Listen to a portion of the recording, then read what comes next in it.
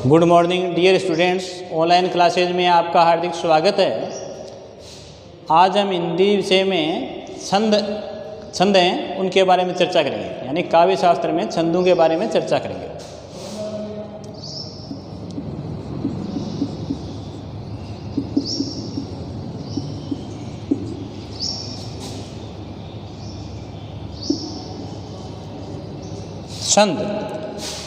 छंद किसे कहते हैं? छंद किसे कहते हैं?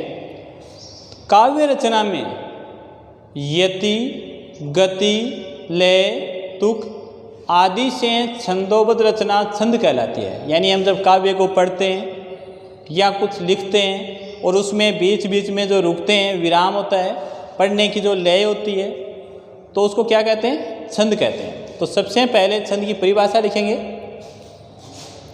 काव्य में यति, गति, लय, तुक आदि से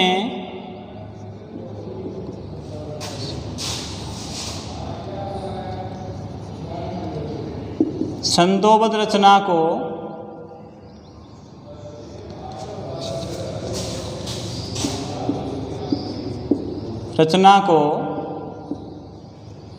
छंद कहते हैं।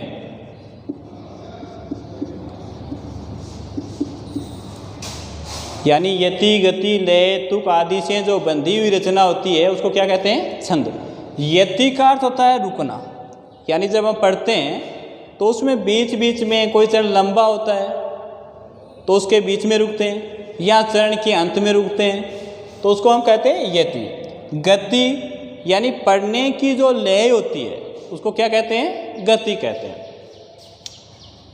वर्ण दो प्रकार के होते हैं छंद रचना में। वर्ण दो प्रकार के होते हैं, एक ह्रस्व, दूसरा दीर्घ।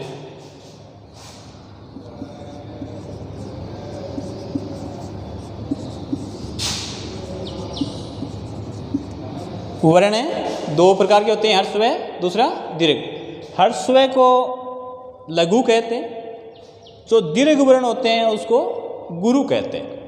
अब ये जो ह्रस्व वर्ण होते हैं उसमें लघु स्वर आते हैं।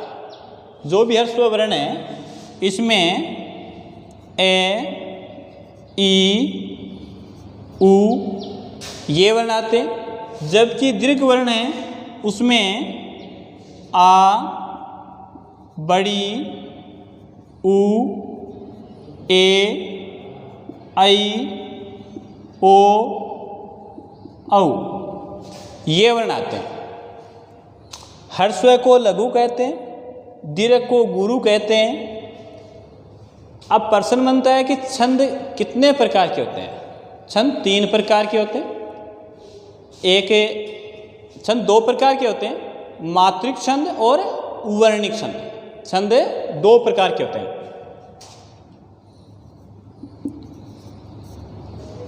छंद दो प्रकार के होते हैं।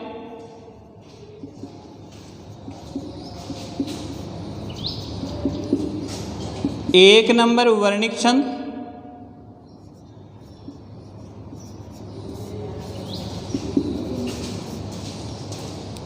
दूसरा मात्रिक छंद।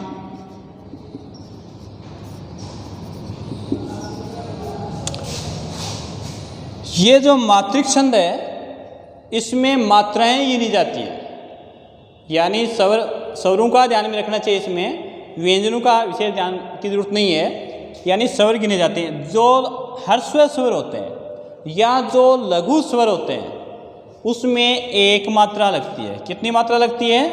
एक। और इसको हम क्या बोलते हैं? लघु। और दो जो मात्राएं लगती हैं उसको हम इस प्रकार से लिखते हैं और इसको बोलते हैं गुरु। क्या बोलते हैं? गुरु। मात्रिक छंद में मात्राएं गिनी जाती हैं। क्या गिनी जाती है मात्रिक छंद में? मात्राएं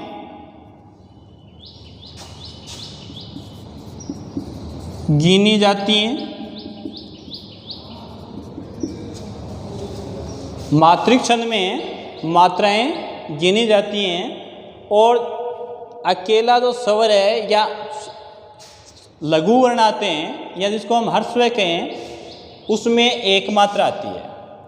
और यदि बड़ी मात्राएं या दीर्घ स्वर आएँ जिनको हम गुरु कहते हैं उसमें एस के आकार में लिखते हैं। ये कितनी मात्राएं मान्य होती हैं? 2 मात्राएं मान्य होती हैं। और ये मात्रिक छंद है, ये 3 प्रकार के होते हैं।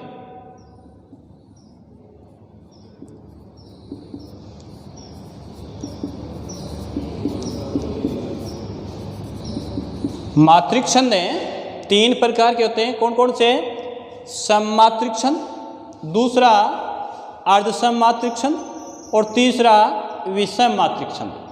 सममात्रिक छंद में क्या होता है कि छंद के प्रत्येक चरण में मात्राएं समान होती हैं। जैसे चौपाई, चौपाई छंद में प्रत्येक चरण में 16 मात्राएं होती हैं। तो मात्रिक छंद है वो 3 प्रकार के होते हैं। पहला है सममात्रिक छंद।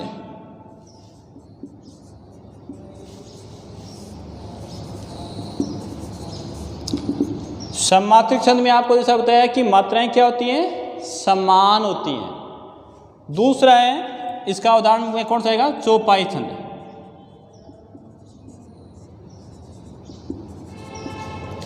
दूसरा है अर्धसममात्रिक छंद।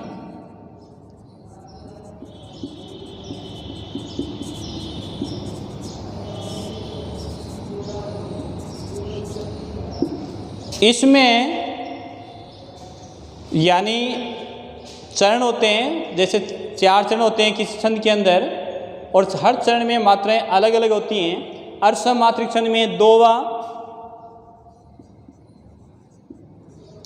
सोरठा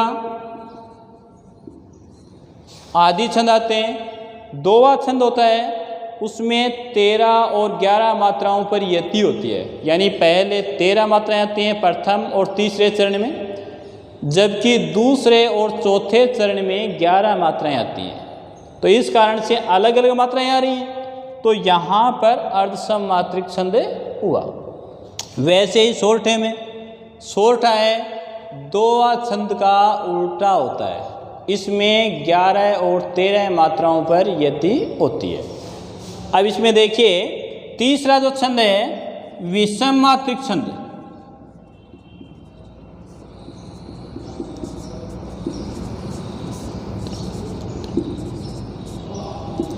विषम मात्रिक छंद में 2 छंदों का मेल होता है। जैसे छप्पे छंद है। कौन सा छंद है? छप्पे छंद। ये रोला, उल्लाला, इन दोनों छंद से मिलके बनता है। यानी पहले 4 चरण रोला के आते हैं, फिर उल्लाला छंद आता है और उन दोनों के मेल से कौन सा छंद बनता है? छप्पे छंद बना। इस कारण से इसको विषम मात्रिक छंद कहते हैं। अब देखिए इसमें जो दूसरा वर्णिक छंद है, वर्णिक छंद में वर्ण गिने जाते हैं। क्या गिने जाते हैं? वर्ण गिने जाते हैं। वर्णिक छंद में वर्ण गिने जाते हैं और वर्ण गिनते समय इसमें जो अधूरा वर्ण होता है उसको हम नहीं गिनते, यानी जो पूरा वर्ण होता है वो ही गिनती में आता है। और वर्णिक छंद में गण और वर्ण दोनों का विशेष ध्यान रखा जाता है। यानी वर्णिक छंद की जो भी रचनाएं हैं, जो भी वर्णिक छंद हैं, उसको हमें लिखते समय वर्ण और उसमें जो गण हैं उन दोनों को हम ध्यान में रखेंगे।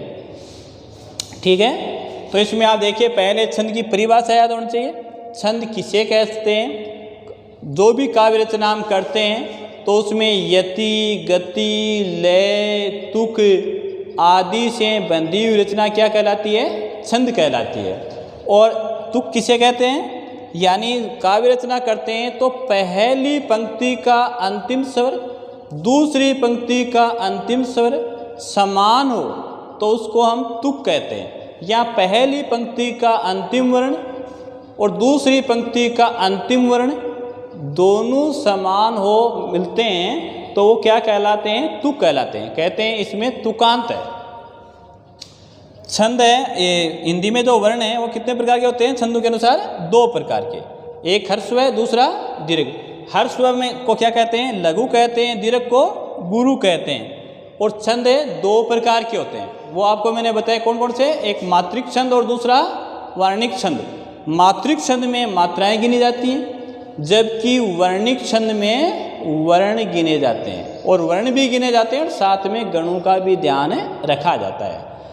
मात्रिक छंद हैं वो 3 प्रकार के होते हैं। पहला है सममात्रिक छंद, यानी सममात्रिक छंद में प्रत्येक चरण में मात्राएं समान होती हैं। जैसे चौपाई छंद है, चौपाई छंद में 16 मात्राएं होती हैं। अर्धसमात्रिक छंद, इसमें हर चरण में मात्राएं अलग अलग होती हैं। जैसे दोहा छंद में विषम चरण अर्थात पहले और तीसरे चरण में 13 मात्राएं होती हैं, जबकि सम चरण दूसरे और चौथे चरण में 11 मात्राएं होती हैं। तो इस कारण से इसको अर्धसम मात्रिक छंद कहते हैं। विषम मात्रिक छंद, इसमें आपको बताया कि 2 छंदों का योग यानी मेल होता है। जैसे छप्पे छंद है, तो छप्पे छंद यदि हम लिखेंगे तो उसमें पहले रोला की 4 पंक्तियाँ आएंगी, रोला छंद की। उसके बाद में उलाला छंद है, उसकी 2 पंक्तियाँ आएंगी, कुल 6 पंक्तियाँ बनती हैं। इस कारण से छप्पे छंद हुआ। और छप्पे छंद को क्या कहते हैं? विषम मात्रिक छंद कहते हैं। अब आपको जो दोहा छंद है उसके बारे में बताते हैं।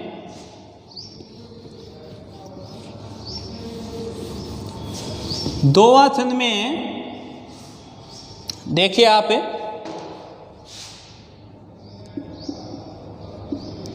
दोहा छंद, दोहा छंद में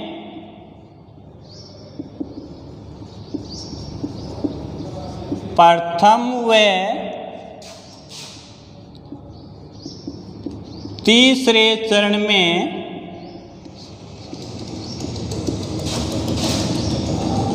13 मात्राएं होती हैं,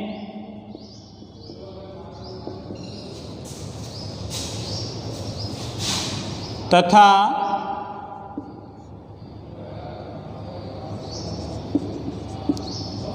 दूसरे व चौथे चरण में 11 मात्राएं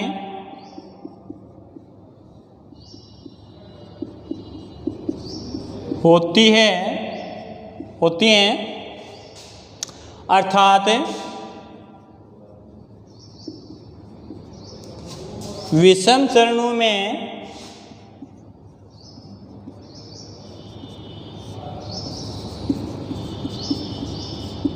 विषम चरणों में 13 मात्राएं तथा सम चरणों में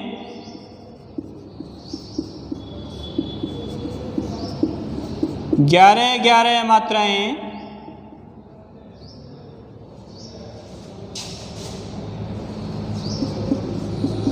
होती हैं। यानी जो विषम पहला और तीसरा चरण है वो विषम होते हैं, तो उसमें 13 मात्राएं होती हैं, तथा दूसरा और चौथा चरण होता है वो सम होते हैं, उसमें 11 मात्राएं होती हैं। जैसे इसका उदाहरण देखिए, रहीमन पानी राखिए बिन पानी सब सून, पानी गए न उबरे मोती मानुष चून।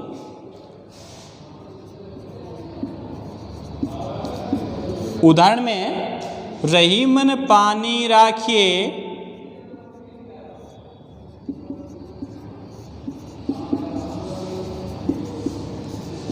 बिनु पानी सब सून,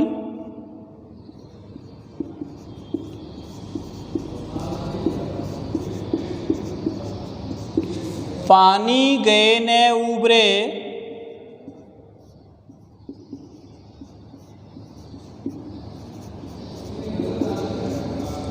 मोती मानुष चून।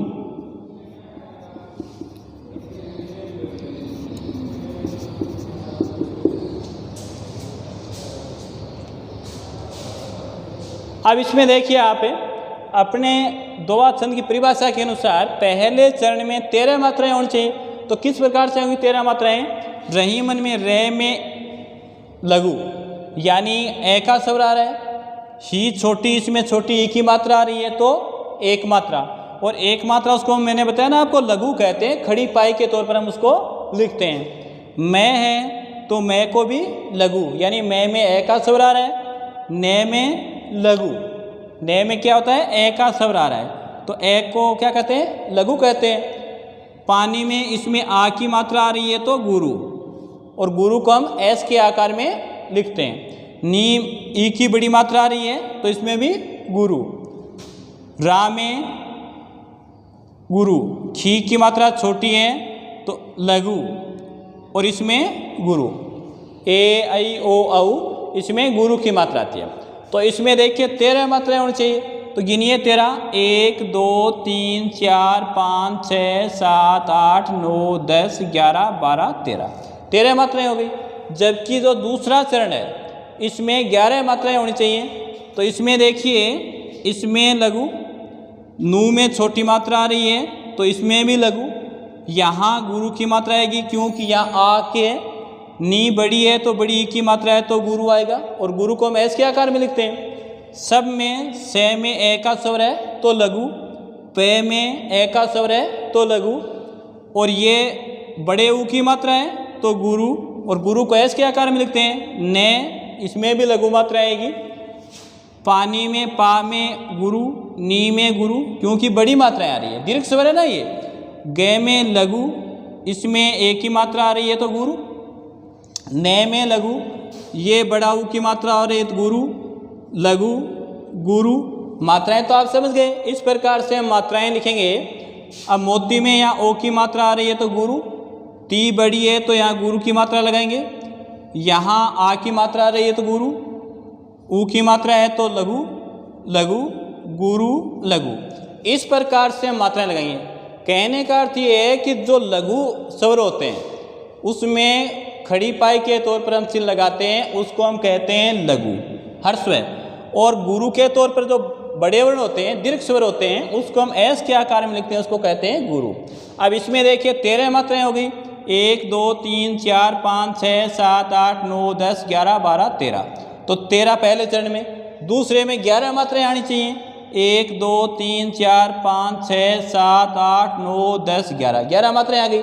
अब तीसरे चरण में भी 13 मात्राएं आनी चाहिए। तो इसमें देखिए 13, 1 2 3 4 5 6 7 8 9 10 11 12 13। अब चौथा चरण है उसमें 11 मात्राएं आनी चाहिए। तो उसमें देखिए 1 2 3 4 5 6 7 8 9 10 11 मात्राएं आ गई। तो दोहा छंद में पहले और तीसरे चरण में 13 मात्राएं आएंगी, जबकि दूसरे और चौथे चरण में 11 मात्राएं आएंगी। तो इस कारण से यहाँ दोहा छंद बनता है। और जो भी कबीर के दोहे हैं, रहीम के दोहे हैं, बिहारी के दोहे हैं, उसमें कोई भी दोहा हो जिसमें 13 और 11 मात्राओं पर यति हो रही है तो वहाँ पर दोहा छंद होता है।